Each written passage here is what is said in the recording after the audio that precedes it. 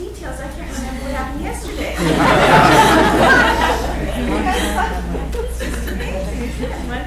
Well, it had a strange importance in that. Of course.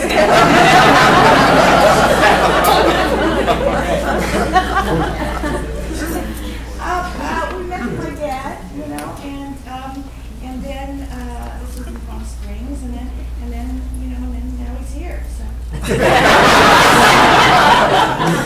Attention to details,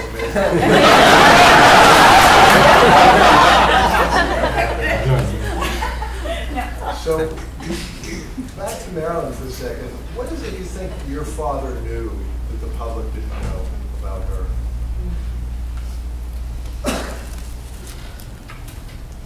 That she was really struggling, From the beginning, or just as things? I think he said that she was superhuman. It was he really felt, and he said that she had a superhuman interior to have accomplished what she accomplished, considering all the odds that were against her. And where she came from. And beyond what's, it's just all the psychological, everything. And to have survived to that point, to get where she got to, was just beyond belief. That's what.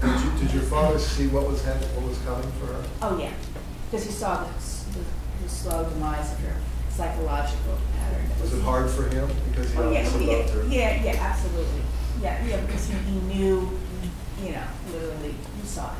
You know, he saw it. You know, in Hollywood you start to see that, especially, you know, he's very bright and he's an intellect, you know, and that's a big photography, a degree in criminal law. You know, he was just really extraordinary. He spoke 7 languages.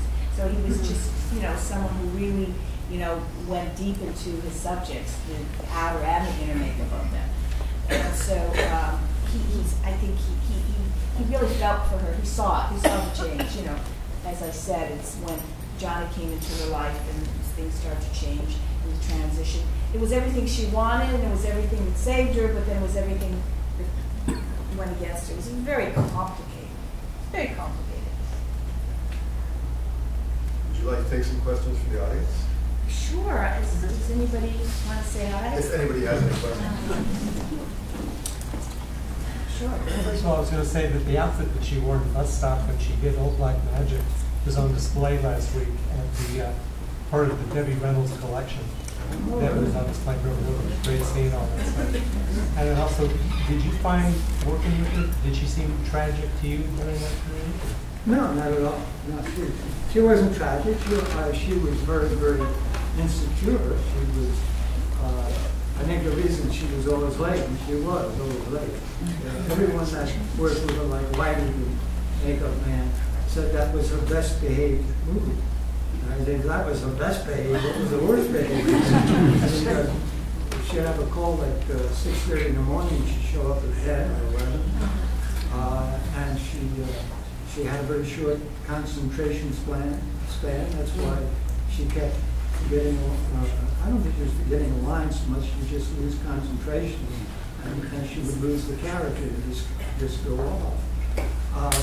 But I think that, as a matter of fact, it was something that people very, very seldom mention, is that they had to give a body maker up on her because she was so nervous that she'd break out into a rash. And she had like strawberry rashes all over. Yeah, all over. As a matter of fact, that was one of the funny incidents that happened in the show. In the scene where I'm in bed with her and I read to her, I recite the only poetry I know, which was the Gettysburg Address. And she thought, well, Sherry would be naked in bed, so Marilyn was naked. And we start the scene, and Josh says to me, hey, Don, you know, she's rigging her around in the bed there, and I don't want to disturb her and get her thinking about mechanical things, but the whole scene's going to end up on the cutting room floor from the censors if she exposes herself. So when you see that she's starting to expose herself, just tuck in the sheet.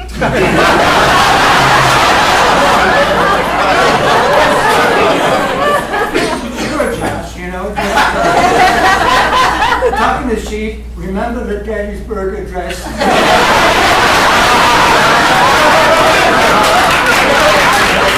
Montana accent when I'm from New York. Sure.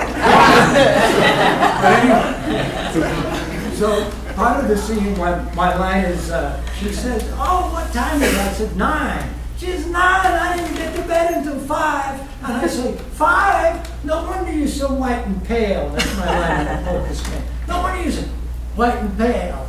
And one take, when we finally did a lot of takes until she remembered the line, finally we get a take when she remembers the line, but I screw up. I'm saying, no wonder you're so white and scaly. And I'm sure, you know, it was the consciousness of this, you know, the rash, because I could see the rash, you know, being so close. Couldn't pick up the camera.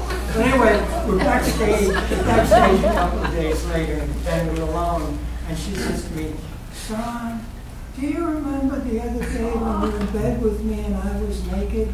And you said, white and scaly?" And I said, "Yeah." She said, "Well, you were thinking about sex." I said, "Really? How did you figure that?" She said, "Well, have you ever heard of Freud?" I said, "Yes, I never met him, but I heard of him." And she said, "Well, he said that a snake is a phallic symbol. And you said scaly." And what is scaly but a snake? And a snake is a phallic symbol. Do you know what a phallic symbol is? And I said, "Know what it is? I've got one."